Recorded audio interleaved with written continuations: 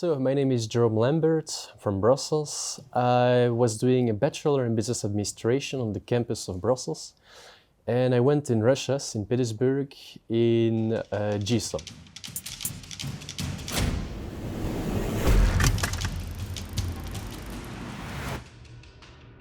Well, I chose both the university and the country because I had reasons for both. I was scrolling down to see all the countries that were available, and I made a list of myself with criteria.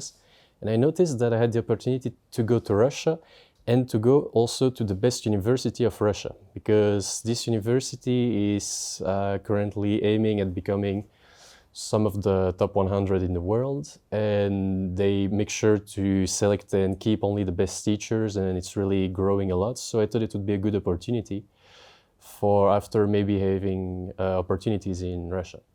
Also, I was very interested in the Russian culture and the Russian language, so I thought it was also a good opportunity to go and learn more about the country by living inside.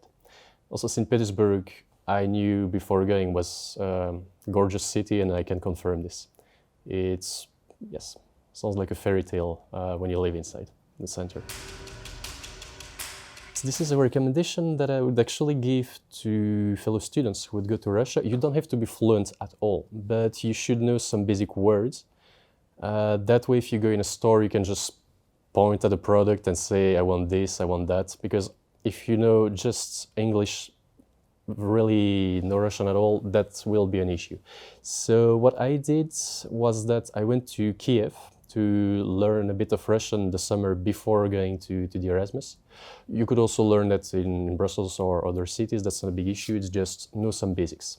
Very few conversational skills, like please go for the bus, which is a must to say in Russian. Russians are very polite in common transportation, so you would appear to be very rude if you didn't know how to say that in Russian, for instance. And also the university is giving Russian courses for free. You can have light ones or heavy ones, and it's totally funded by the Russian government, so you can just take that 8 hours a week.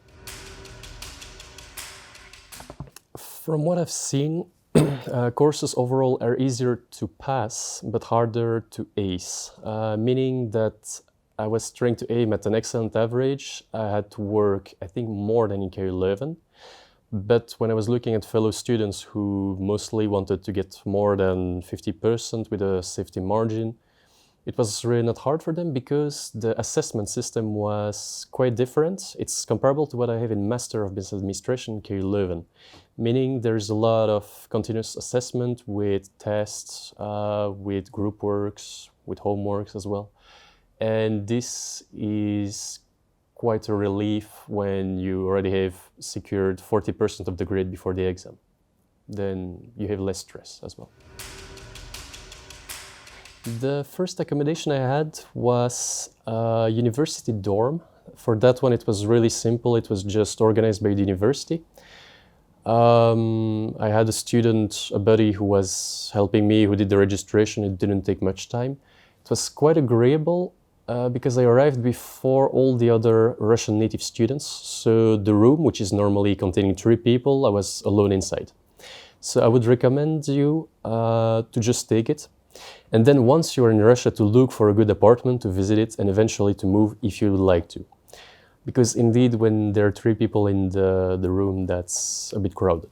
But at the beginning, it's totally acceptable, and also it's very cheap. I think for foreign students, it was maybe 100 euros a month, something like that.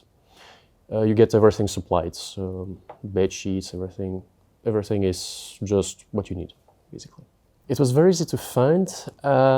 Basically, if you need anything in Russia, ask for Russian natives. That's the best thing I could suggest you, because I got to know some good website called Cyan, like the color, which is suggesting you all the apartments you could have in St. Petersburg. It works even in other cities. And you just choose, you book an appointment, you visit the apartment, and if you like it, you just move inside.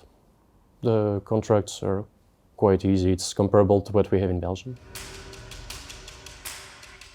Yes, if I had to go back in time, I would go back in time at the moment where I started looking for destinations, and I would just go for St. Petersburg right away.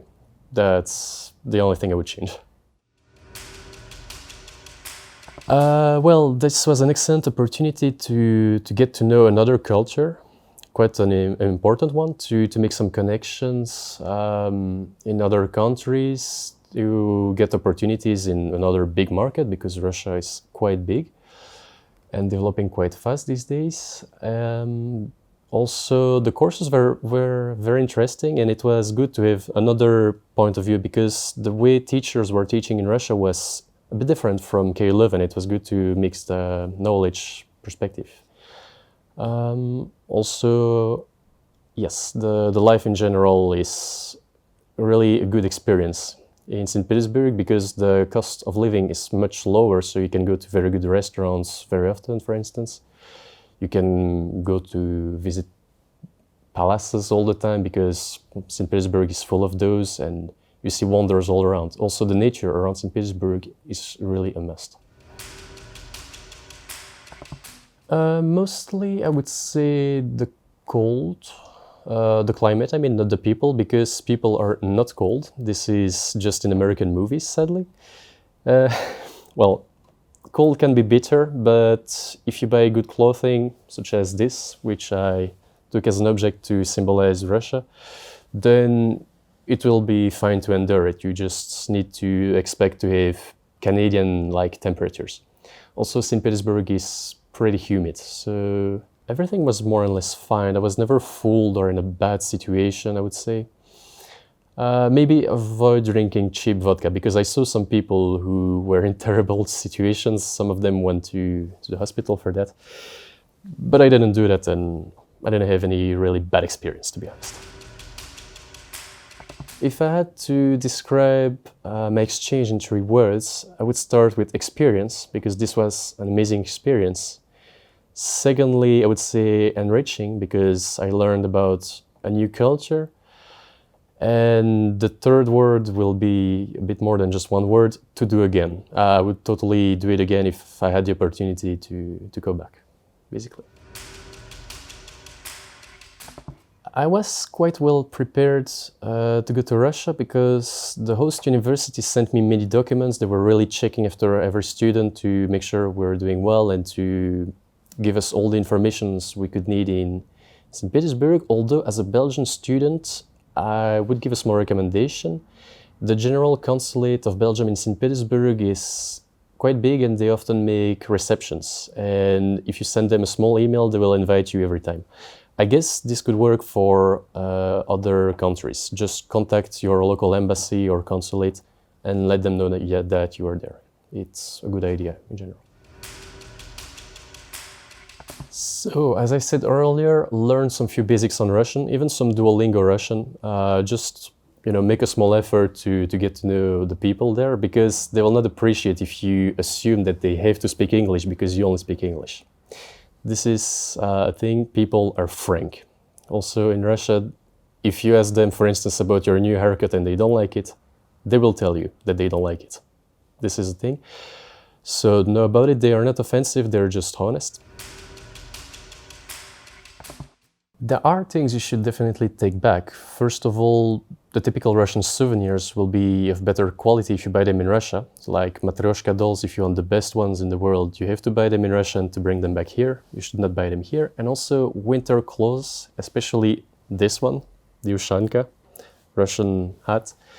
You should take it back with you, because then you will never feel cold in Belgium anymore.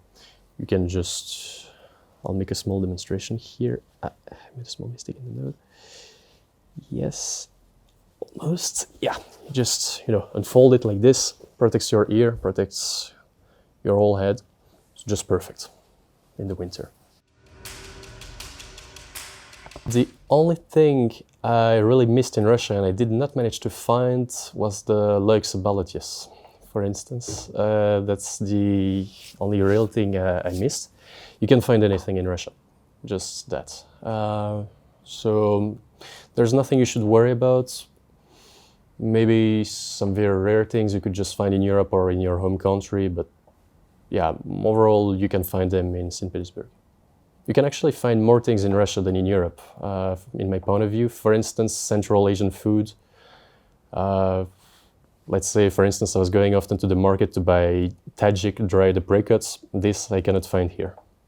So I would say it's more the opposites. What not to forget to take back from Russia to here.